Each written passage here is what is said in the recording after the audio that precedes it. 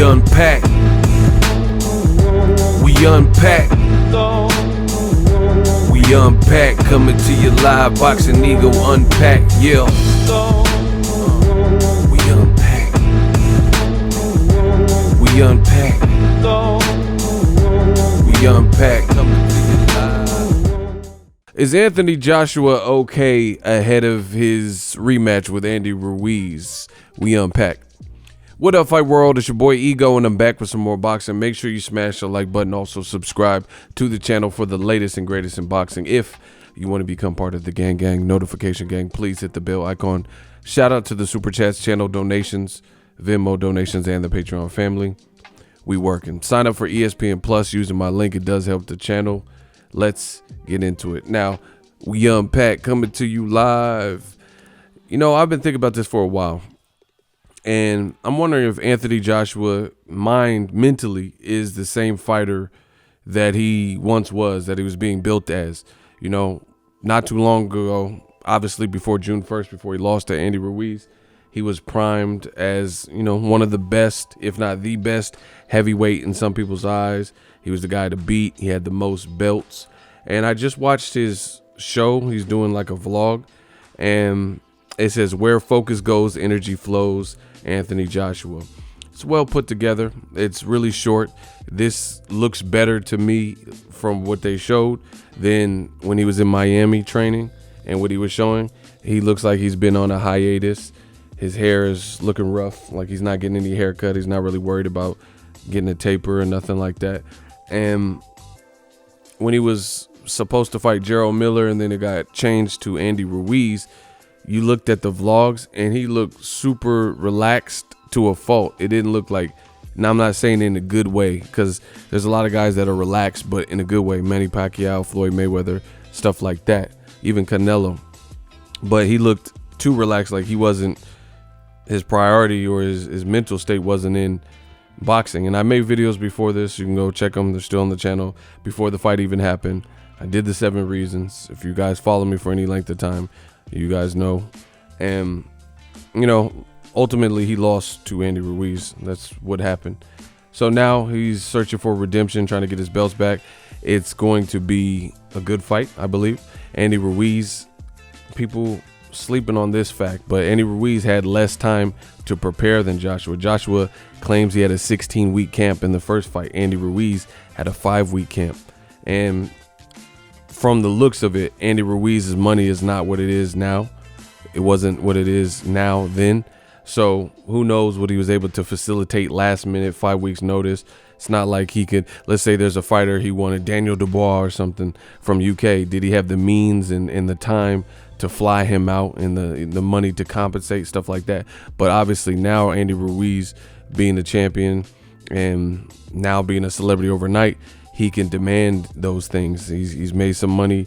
He's achieved fans, and he can move as he pleases a bit more. But in the first fight, it was a kind of a rocky moment for Andy Ruiz in the minds of many. Now, fast forward to the future, I'm wondering what's up with Joshua. Joshua, you know, he made comments that to me were very far-fetched. He said Andy Ruiz caught him with the lucky punch sent from the gods. He says Lennox Lewis is a hater and he's a clown, these types of things, because Lennox Lewis simply had a criticism or a critique, whatever you want to call it, stating that Joshua should perhaps invest in maybe a new trainer like he did with Emmanuel Stewart. Joshua took offense to it and said no. He said he's staying with the same team, and Rob McCracken showed him how to be a man and a British black boy, I think he said. So he's keeping the same team. So I'm really wondering what's up with Joshua and mentally where he's at. To me, I gotta keep picking Ruiz. I think it could be a good fight, but just something, my gut feeling, and I'm not perfect, but my gut feeling usually gives me some pretty good premonitions and intuition and stuff. I gotta pick Ruiz here because Joshua, he seems like, from watching this vlog, again, this is better than his last vlog before the first fight, where he was doing, I literally have a video. It says Joshua films MTV Cribs style gym video or something like that. because he was doing it like it was an MTV Cribs. Like they came to the house. Oh, check how I'm living. You know, this is the gym. You know, we got painting on the wall. And I'm like, okay, you're from the UK. You don't have property or home, to my knowledge, in Miami. And you're just setting up a training camp. And your initial opponent, Gerald Big Baby Miller, was eliminated as your opponent. And now you're switching to a totally different guy with different strong suits and different height and different size. Just everything was different. And I'm like, you're filming vlogs like this where you're hosting things like that, and like, hey, come, this is the shower, you know, this is where all the guys shower, you know, this is a picture of Africa. Like, we know what Africa looks like. You know, it's just really weird. And I made a video about that, and I said, I hope he's not underestimating Ruiz. And obviously what happened. So I give him credit. At least this one didn't feel like that. It looks like he's deep into camp. But I still have questions, you know, and that's why I'm unpacking it. We unpack, coming to you live. That's why I'm unpacking it right now. Things like, I get it, you're deep in camp, you're not getting a haircut. You know, I've seen fighters do that, grow their beard out and not trip on their physical appearance. They're in camp, you know, on some Rocky Balboa, Drago 4. Drago! I get it, you know. So I'm not really tripping off that, but just more so what Joshua says. More so what he says in this 4 or 5 minute vlog. He's literally says something to the effect of, you know, who cares about belts? You know, I'm doing stuff that define you for a lifetime. Something to this effect. But that makes me think that Joshua is almost distraught. Like it's like, I always get this feeling like Joshua is hiding something, like he's not being his true self. Every time he talks, it seems like he's trying to say the right things, and Instagram captions and Hallmark messages and fortune cookie quotes. That it doesn't feel like he's being real and transparent. I don't know what it is about him particularly, but I always get this feeling. So how are you going to say belts don't matter in this 4 or 5 minute vlog, right? And your whole MO, every time he talked in regards to fighting Wilder, about the negotiations and the percentage splits and purses, he references belts. So to me, that shows something from a psychological level that you're perhaps not copping to, you know. And I'm not no psychologist. I'm just telling you my honest opinion and assessment. Although in college I did take some psychology, so it was a very fascinating curriculum for me, you know. So I've read books and stuff like that, and I just feel like Joshua is not. It's something about it. It doesn't make sense. Joshua, when he had all the belts were everything. And Eddie Hearn, they constantly talked about this. They said, oh, Wilder needs to come to the UK because I'm the man with the belts. I got the belts. This. I fought Klitschko in my 15th fight. I did this. I fought Charles Martin in my 12th fight. You know, all this, whatever. I fought Klitschko. 90,000, 100,000, you know, he's doing all this stuff, listing accolades. But now all of a sudden he's saying none of that matters. It's the legacy of the greats. You know, to me, that I can't, if as a true alpha male, I can't believe it when someone changes completely on what they previously were about. Like to me, it seems like, as a result of the reality of you having to take the loss, now all of a sudden you're making it seem as if it's unimportant to you. But the whole time you had the belts, that was one of the major things. You know, you heard Joshua say, oh, you can't get in my ring. You know, I'm the guy, I'm the man in the division. These other guys need to fight each other. Like, he was saying these types of things. And Eddie Hearn was too. They would say, Joshua, he fought Charles Martin in his 15th fight, and these guys turned pro a year when he just started, you know, everything was about this. Literally, there was an Anthony Joshua, Joseph Parker, I want to say, after that fight, a post-fight interview after he beat Parker. And they said, you done great things in the UK. Is an America takeover next? He said, no. And they said, oh, do you want to fight Deontay Wilder? And Joshua, what he said was, do I want to fight Wilder? Look, WBO. WBA, IBF, IBO, right? And he started shouting out all the belts that he was in possession of at the time. That's literally what he said. You guys can go to the post-fight if you don't believe me. He's like, WBO, WBA, IBF, IBO. But now in this vlog, he's saying that belts don't matter. So, why'd you trigger the immediate rematch then? Let Andy Ruiz keep the belt, learn, train, and rematch him, after a couple tune-ups. So it just, I can't trust the intent from Joshua when it's all over the place. His head seems scrambled. Somebody, I forgot what it was. I think it was Gabe Rosado. He said it sounds like Joshua is still concussed, saying that Ruiz won via lucky punch.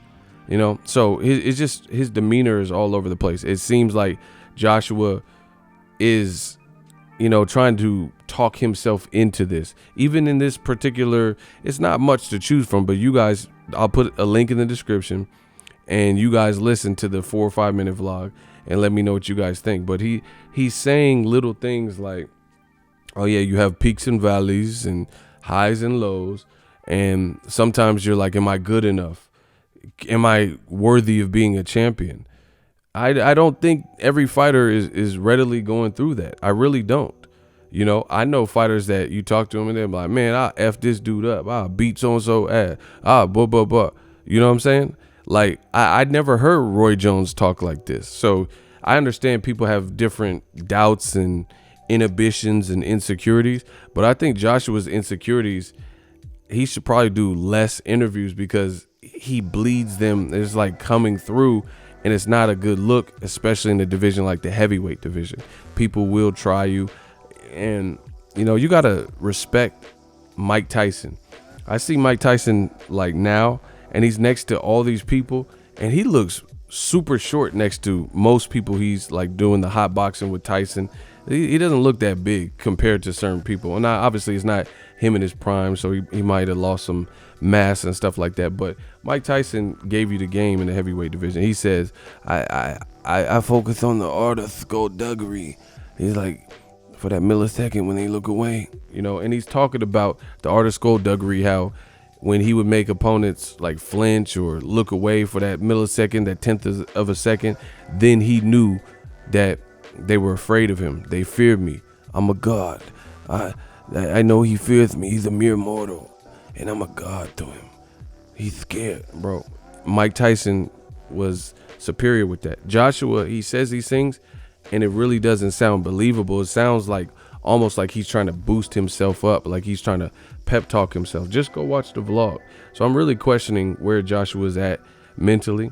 Obviously, we'll find out December 7th. It's a few weeks away. Wilder's fighting this week on Luis Ortiz.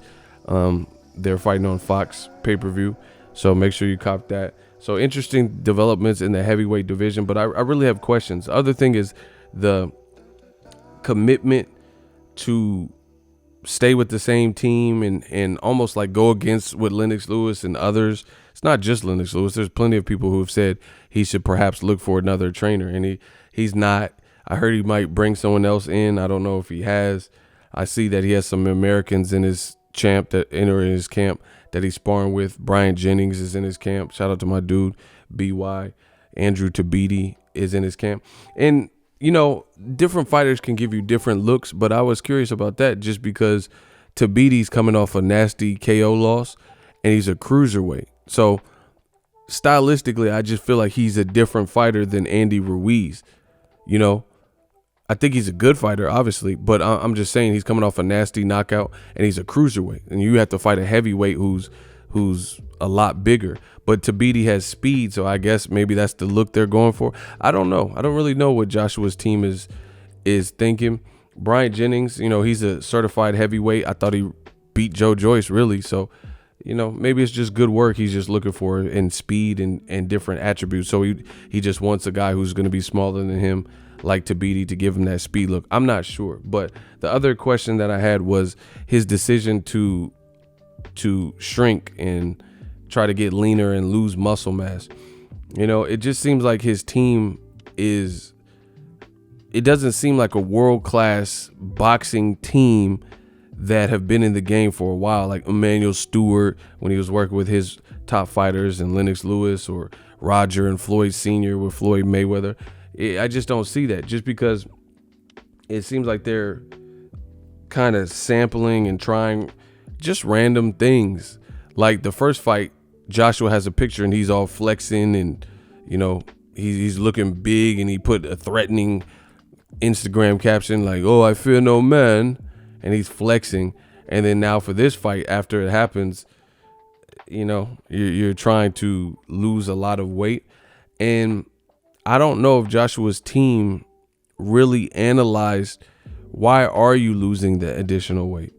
For Andy Ruiz, it all makes sense to me, because Andy Ruiz is the guy that had 5 weeks to train. So I can understand him trying to get in more optimal shape so he could be a little bit quicker and not necessarily be 260 plus or whatever he was. Maybe come in a little bit later and then let his body rehydrate to what it rehydrates to. But for Joshua, it's weird that the game plan to fight Ruiz in the first fight looked like to bulk up and be big, because he looked big again, you know, days before the Ruiz fight. And now they're trying to reverse it. I just feel like weight is such a fragile thing in boxing. You really got to do it right. So I don't know. I commend Joshua for at least trying to try different things and get the different things done. And we're going to see if it pays off. We're going to see if this gamble is going to work for Anthony Joshua. But I just feel weight is very, very subjective and very temperamental. You can be in training camp and feel good at the weight and then get under the bright lights and fight and have a flat performance, because Joshua it's weird. Again, like world-class team, I feel like they don't know what to do with his weight. You get what I'm saying? Like 1 minute he's big and he's weighing in for the Klitschko and he's like super diesel, and then he made fun of Wilder. He even said, Joshua said something like, "Oh, he's too light." Joshua, because Wilder was sick in the Luis Ortiz first fight, and he weighed in light for the Tyson Fury fight. He's weighing like 212, 215, and Joshua and Eddie Hearn almost ridiculed him for being too small. But Wilder doesn't need. He's clearly strong, because he knocked out Luis Ortiz, knocked him down multiple times, was never knocked down himself in any of those fights with Tyson Fury or Luis Ortiz, and he hurt both of those guys. You know, so it's just, to me, it just feels like Joshua's team is experimenting. I'll show pictures throughout this video. You will be able to have seen Anthony Joshua and, you know, him shrinking and getting a lot smaller.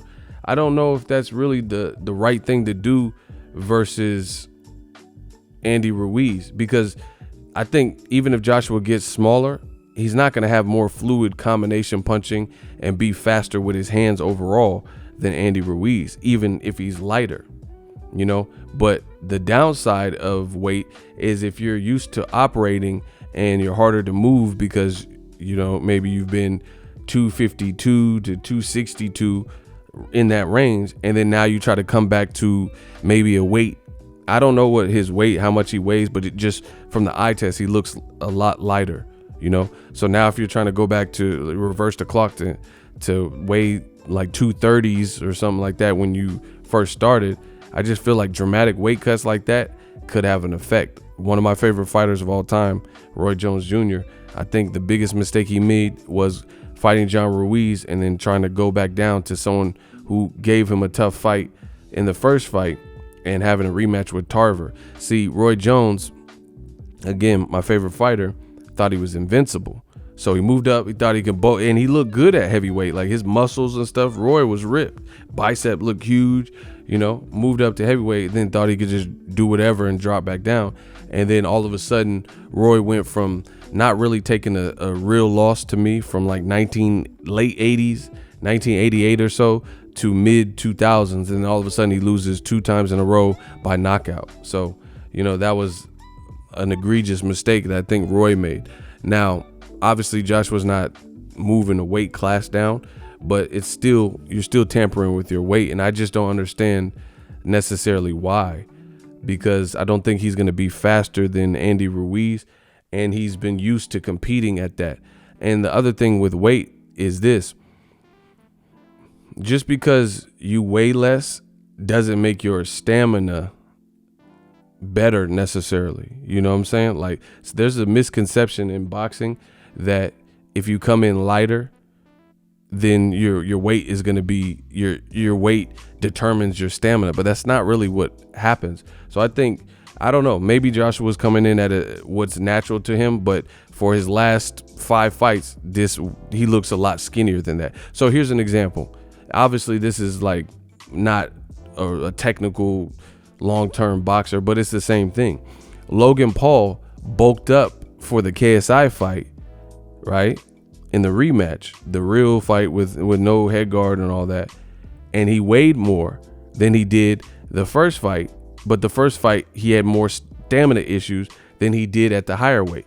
Canelo Alvarez just fought Kovalev, and his stamina looked a bit better at the higher weight with Kovalev, even though the fight looked, kind of weird to me. But from what we've seen,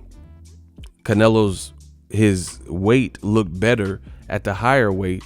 He didn't get as tired super quick, but when he was fighting Shane Mosley and fights at 160 with Golovkin and stuff, they looked to be real taxing, and he had stamina issues. Jacobs fight, things like that. So weight doesn't indicate that. So I just feel like Joshua, his team has led him down this path to lose weight, thinking that's going to make Joshua faster than Ruiz and or giving him better stamina.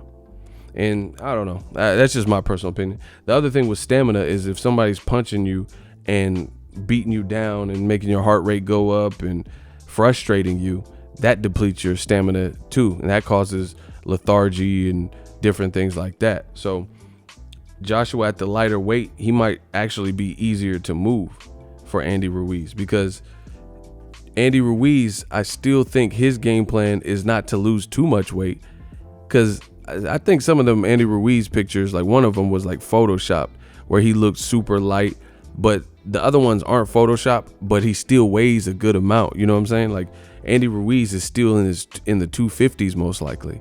So it'll be, I got to see the actual number, because some people wear weight different. So I don't really know what Joshua is weighing, but you'll see pictures in this video. From those pictures, he looks significantly lighter than I've seen him in the past. And I think that's really a huge gamble. And like I said, maybe it pays off for them, but I don't understand why they're doing that.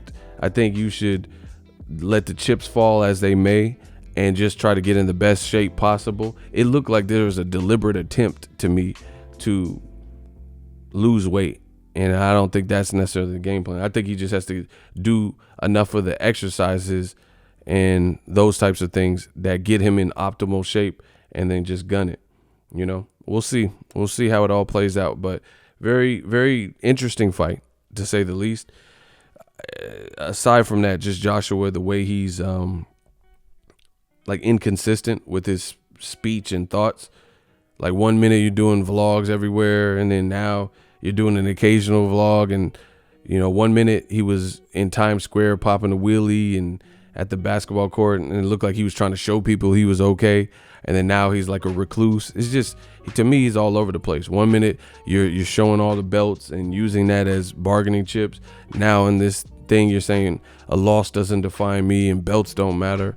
It's just all over the place. Same thing with the physio, and said, oh, it's a physio injury, that's how I got the black eye, and then switching it and then saying, oh, it was a line in the camp.